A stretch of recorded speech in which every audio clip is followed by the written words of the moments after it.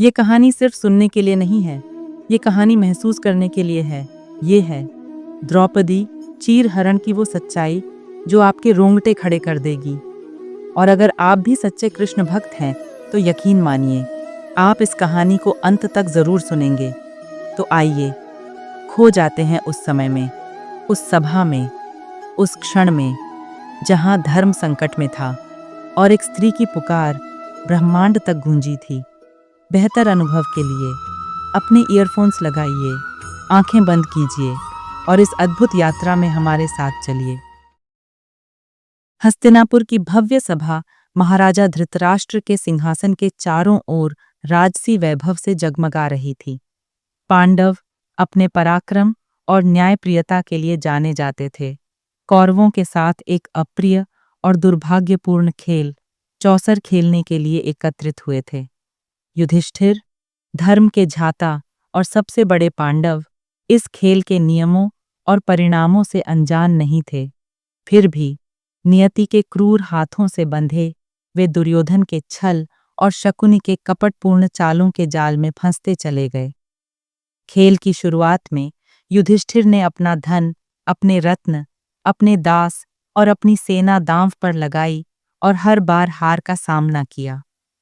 सभा में बैठे हुए विद्वान और अनुभवी लोग इस अनिष्टकारी खेल के परिणामों को भांप रहे थे, लेकिन धृतराष्ट्र अपने पुत्र दुर्योधन के मोह में अंधे, सब कुछ जानते हुए भी मौन रहे।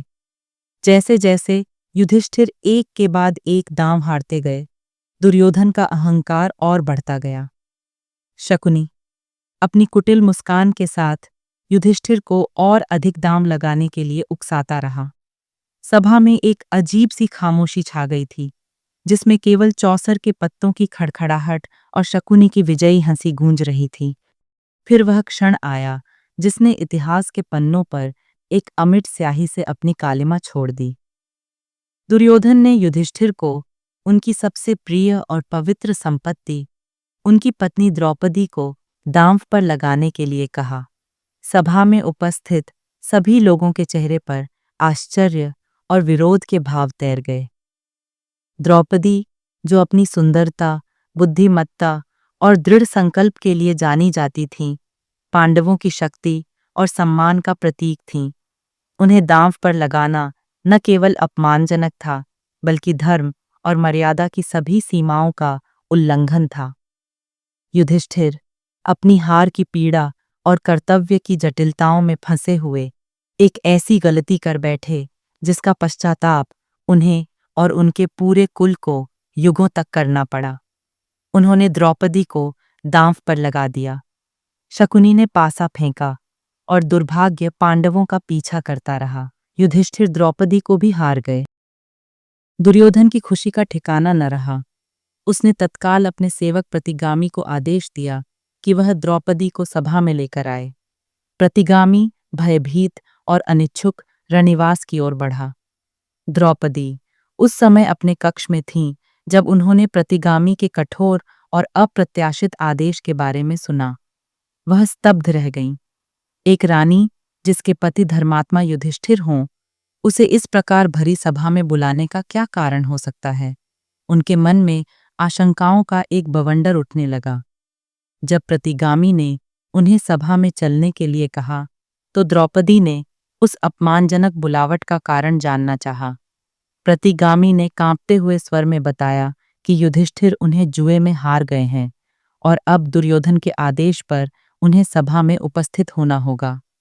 यह सुनकर द्रौपदी के पैरों तले जमीन खिसक गई।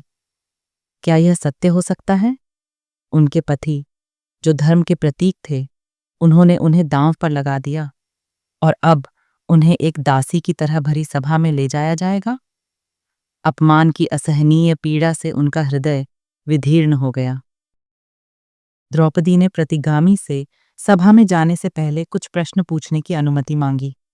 उन्होंने पूछा कि क्या युधिष्ठिर ने पहले स्वयं को दांव पर लगाया था या उन्हें? यदि उन्होंने स्वयं को पहले हारा था, तो उन्हें अपनी पत्नी को दांव पर लगाने का कोई अधिकार नहीं था।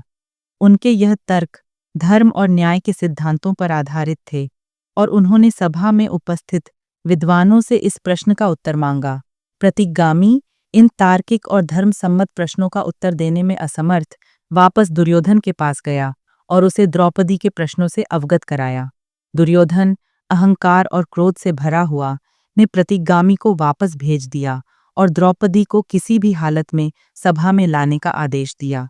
अब द्रौपदी के पास कोई विकल्प नहीं बचा था।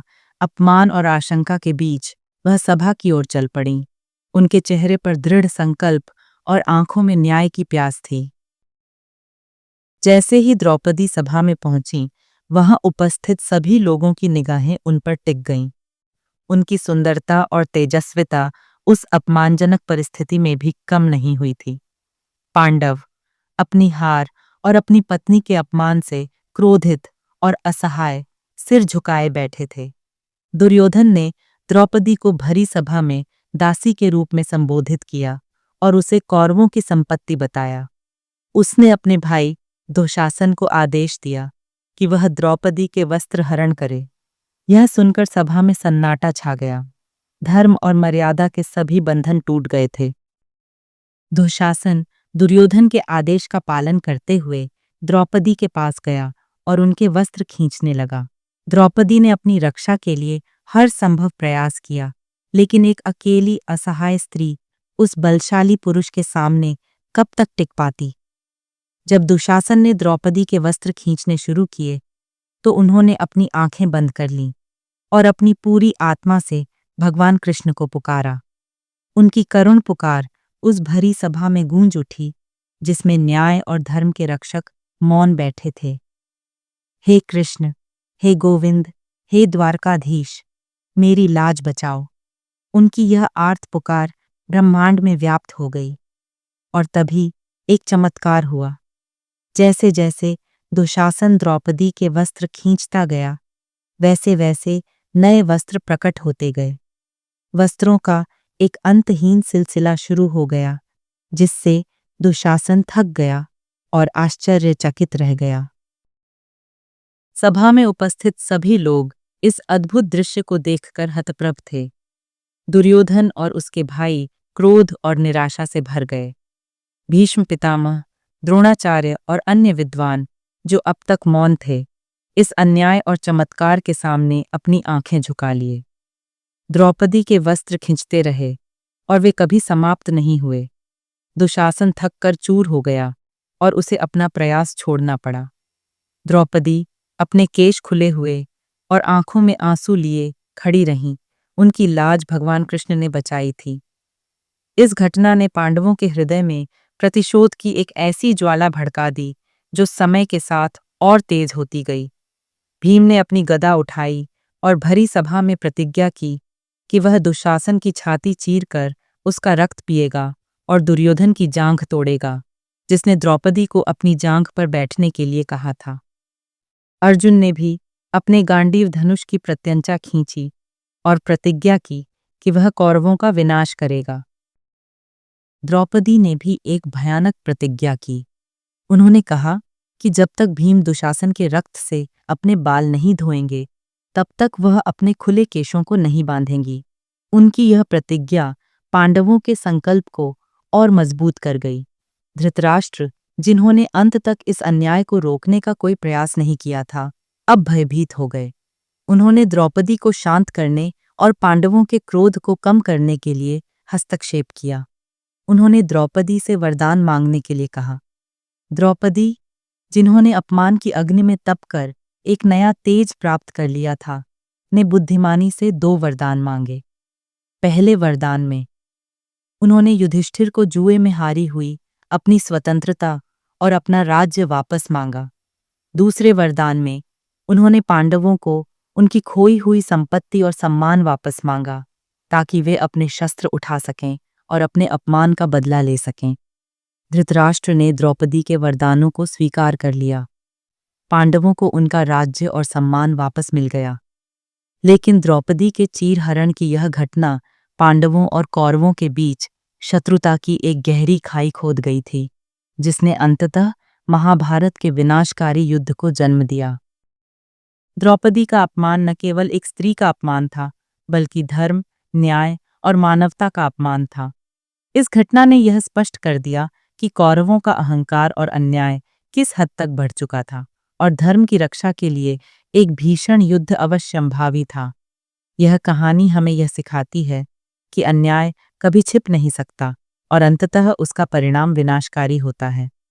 द्रौपदी की करुण पुकार और भगवान कृष्ण का चमत्कार यह दर्शाते हैं कि जब धर्म खतरे में होता है तो दिव्य शक्ति हमेशा सत्य का साथ देती है। यह कहानी हमें नारी शक्ति, न्याय के लिए संघर्ष और धर्म के महत्व की याद दिलाती है। अगर द्रौपदी की ये पुकार आपके दिल तक पहुंची हो, अगर आपको भी लगा हो जैसे आप उस सभा में खड़े थे, तो इस वीडियो को एक लाइक ज़रूर दीजिए। कमेंट में लिखिए, धर्म की जय हो। और ऐसी ही दिल को छू जाने वाली कहानियों के लिए गुड नाइट कहानियाँ को सब्सक्राइब करना न भूलें, क्योंकि कुछ कहानियाँ सिर्फ सुनने के लिए नहीं, बल्कि महसूस करने के लिए होती हैं।